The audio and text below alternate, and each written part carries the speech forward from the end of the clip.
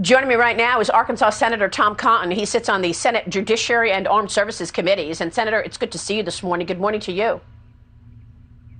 Thank you, Maria. Good to be on with you.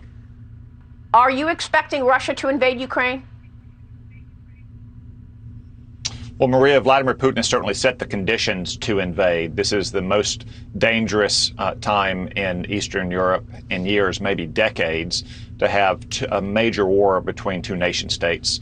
I think we should take a step back, though, and ask ourselves how we got here and why it matters. Vladimir Putin has said that he can't tolerate Ukraine joining NATO. That's a pretext. There's no plan for Ukraine to join NATO, or that he can't accept large numbers of American combat troops in Ukraine. That's a pretext as well. We've never had large numbers of combat troops there, only a few trainers from time to time. What he really wants is to reassemble the greater Soviet Russia empire that he thinks it was a geopolitical catastrophe when it collapsed in the 1990s. And he wants to have a non-democratic buffer zone. So the Russian people can't look to places like Ukraine or Georgia and say, if democracy works in those countries, why shouldn't it work in ours? That's what Vladimir Putin has always wanted, though. So why is it that now he's put more than 100,000 troops on our border? And there, I think President Biden bears a lot of the blame. For a year, he's been appeasing Vladimir Putin. He gave him a very one-sided nuclear arms control treaty the very first month of his presidency. He removed sanctions from the Nord Stream 2 gas pipeline from Russia to Germany, which his own party opposed. He really did nothing about the colonial pipeline hack. And then, of course, in August, Vladimir Putin, like the rest of the world, saw Joe Biden's debacle in Afghanistan. So that's why Vladimir Putin thinks the timing is right here, and why this matters for the American people.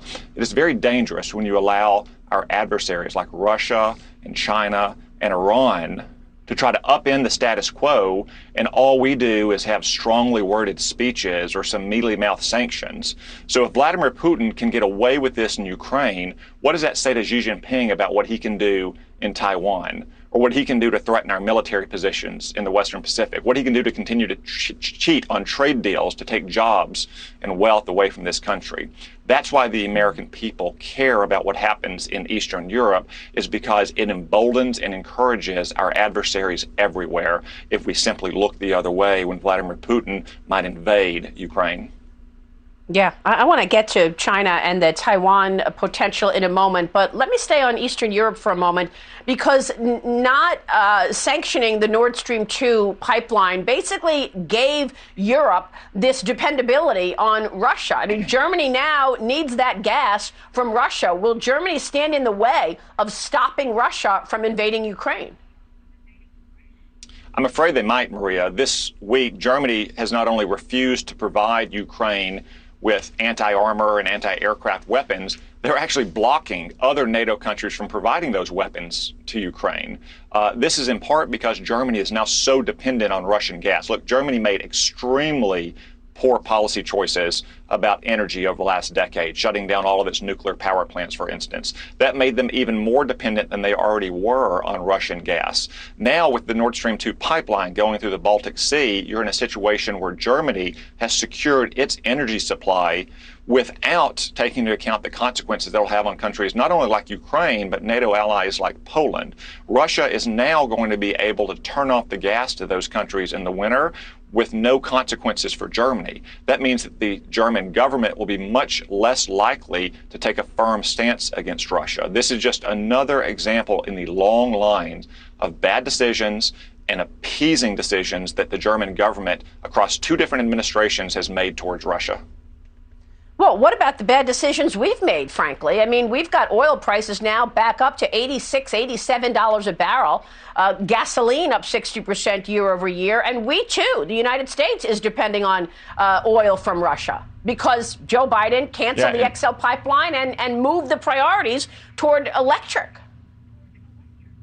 Yeah, Maria, what's happened in Germany over the last 10 years is really a cautionary tale about what would happen in the United States if we implemented something like the Green New Deal, because as you say, we've already reduced our energy independence, and therefore we haven't been able to export more of our energy. What we should have been doing is producing even more oil and gas and turning some of that gas, for instance, into liquefied natural gas, which we could then export to Germany. So Germany would have a reliable energy source from the United States as opposed to depending on Russia. Senator, what about the timing? Do you think Putin is imminently going to invade, or does he need more time before invading Ukraine? What are your thoughts on timing? Maria, I think he could invade at any moment. I think probably, according to all the reports I've seen, he's probably maybe 1 to 3 weeks away from being fully prepared, having all the combat enabling troops that he needs, for instance. So say medevac and Kazovac on the border. He may also want to wait a little bit later into the depths of winter when the ground is more fully frozen for ease of maneuver for tracked vehicles like armored personnel carriers and tanks. I don't think we can be complacent, though, and think that we have a week or 2 weeks or 3 weeks. This could happen at any moment. This is why it's so important that we be clear about the kind of sanctions we would impose on Russia's oil and gas and mining and minerals industries, how we'd cut them off from the international banking system, and that we all continue to try to provide the weapons that Ukraine needs to defend itself. And why would he say it depends on what kind of incursion it is? If it's a minor incursion, the U.S. might act differently. Are his intelligence staff telling him this? Was this a conversation he had with Putin? I have no idea why Joe Biden would say something like that in public. I mean, it could be a blunder of historic proportions, much like when Dean Acheson said that our security perimeter didn't include South Korea, and a short time after North Korea invaded South Korea in 1950. There's a reason why Joe Biden went out and cleaned that up the next day, why so many of his underlings tried to clean it up over the next 24 hours. But unfortunately, Vladimir Putin saw what the rest of the world saw. When Joe Biden was speaking off the cuff, spontaneously, he said that a minor incursion might divide NATO and might make a response harder. When Joe Biden was speaking off talking points, or when his press secretary was speaking, it was a different tune. But I think Vladimir Putin knows what Joe Biden really thinks. It's when he's speaking spontaneously. Senator, I want to ask you about China. Let's slip in a short break. Then I want to get into domestic issues. Joe Biden said the upcoming midterm elections will only be free and fair if the Democrat voting bills pass, forcing the White House to walk back those words as well. We'll talk elections, economy, and the broken Biden agenda with Senator Tom Cotton when we come right back. Stay with us. Your plain aspirin could be hurting your stomach. Vazalore is the first liquid-filled aspirin capsule clinically shown to cause fewer ulcers than plain aspirin. Try new Vazalore. Aspirin made amazing. Tower camp for hey, folks, we seem to have a visitor. It looks like... Looks like you paid too much for your glasses. Oh. Anyone who isn't shopping at America's Best, where 2 pairs and a free exam start at just $69.95. Book an exam today. I'm Dr. Brendan White. I've been an optometrist for 29 years now. I started taking Balance of Nature fruits and vegetables 20-something years ago, and I've been taking it ever since. My practice is called Envision Eye Health. We're all about preventative eye care. One of the things established from eye research is fruits and vegetables are good for our eye health. So I've always liked Balance of Nature from that sense. And the concept is clear from the title. This is the way our nutrition was meant to be acquired, through fruits and vegetables. So my favorite question I get when I'm working in my clinic is, "Doctor, well, what do you do?" And I tell them, I take Balance of Nature. It's a great product, and I can't think of another product that has a more broad-reaching scale of things that it can improve in our health. Start your journey to better health. Call 1-800-246-8751 or go to balanceofnature.com, and don't forget to get 35% off your first preferred order by using discount code Fox News. Oh, my life is changing every day, in every possible way.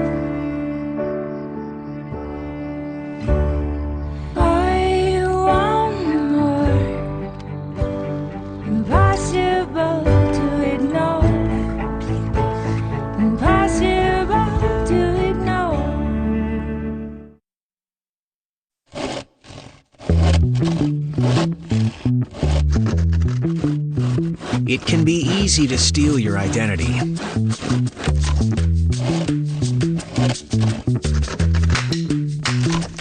Now, it can be just as easy to help protect yourself. LifeLock helps detect identity threats. If there's a problem, we work to fix it. Go to lifelock.com. With my hectic life, you'd think retirement would be the last thing on my mind. Hey, Mom, can I go play video games? Sure. After homework. Thankfully, Voya provides comprehensive solutions and shows me how to get the most out of my workplace benefits. What's the Wi-Fi password again? Here you go. Cool. Thanks. No problem. Voya helps me feel like I got it all under control. Because I do. Oh, she is good. Voya. Well planned, well invested, well protected.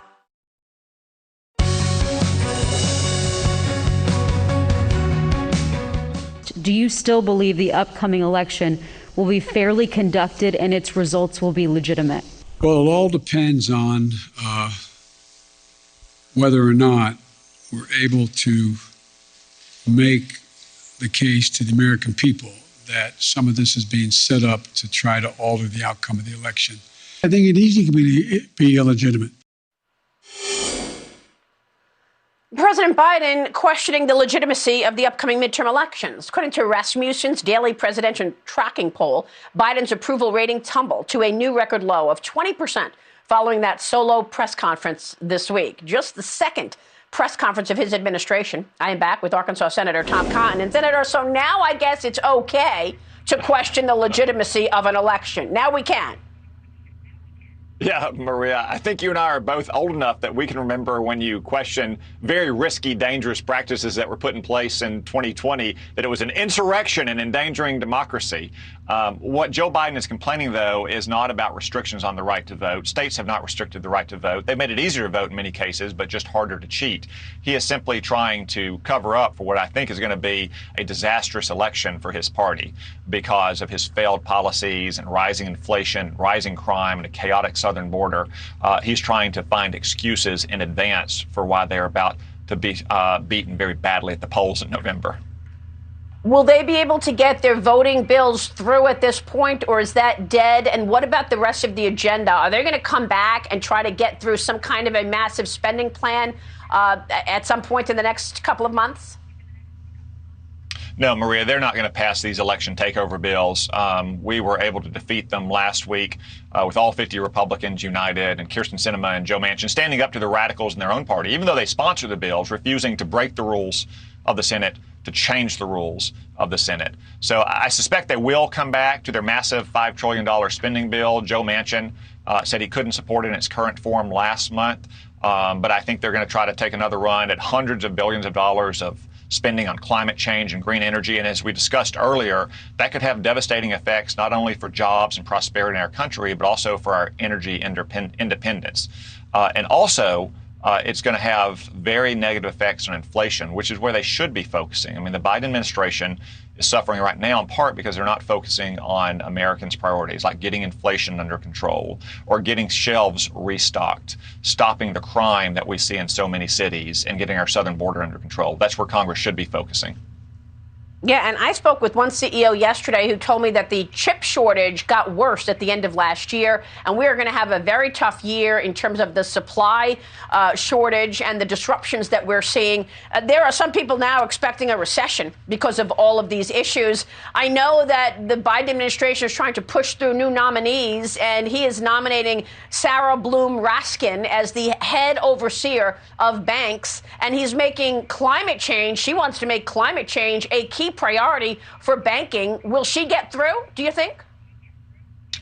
Well, I hope not, and I hope that President Biden pulls back all of his nominees to the Federal Reserve because they've had a record of failure now for the last year in trying to keep inflation under control. But as you say, Sarah Bloom Raskin, or for that matter, Laurel Brainerd, who at a hearing in Congress wouldn't even answer if she was a capitalist or a socialist.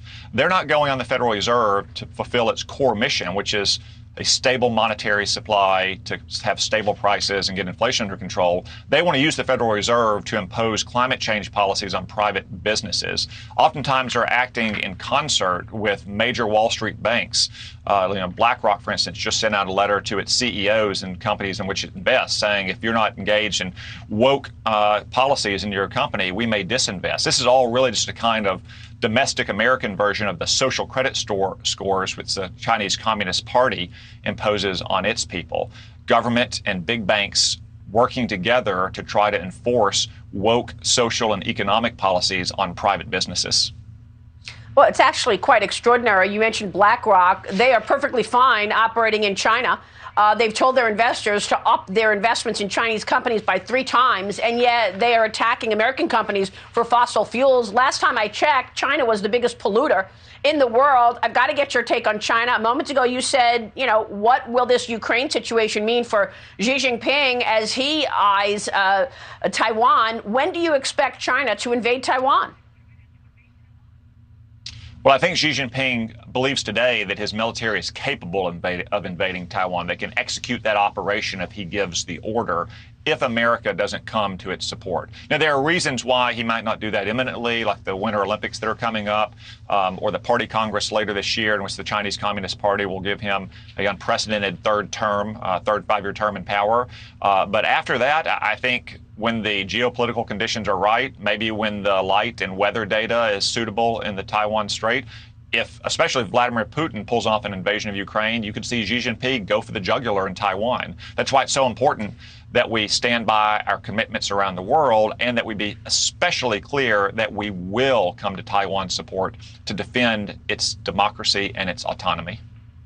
And real quick before you go, Senator, you were among the few who wanted a total boycott, not just a diplomatic boycott of the Beijing Olympics. We're about to talk with Ennis Freedom coming up. Do you worry that our athletes are going to be under a pressure in any way? Gordon Chang said that the CCP is going to try to get their DNA. What are our athletes about to face? Yeah, very much so, Maria. Last summer, I asked the Biden administration their plan to protect our athletes and coaches and staff from things like DNA harvesting under the guise of coronavirus testing, for instance, or around-the-clock electronic surveillance, or just outright arbitrary detention and hostage taking. The Biden administration had no answer for that, so a couple months ago I called for a complete and total boycott. As these Olympics approach, my fears are growing. China is requiring all persons coming to the country for the Olympics to download an app on their phone, which has all kinds of back doors to it. They recently arbitrarily arrested and detained one of their own most famous tennis players. If they'll do that to one of their own tennis players, what do you think they'll do to an American athlete, especially if that American athlete speaks up on behalf of, say, Tibetans or Hong Kongers or Taiwan? I think it's very dangerous to send our athletes and coaches there. These Olympics should be postponed anyway because of the coronavirus raging across China. That happened in Tokyo Olympics. It's a much, much smaller set of Olympics. These can be rebid and conducted a year from now. Wow, what incredible story playing out here. Senator, it's great to catch up with you. Thanks so much for joining me this morning. We so appreciate it. Thank you, Maria.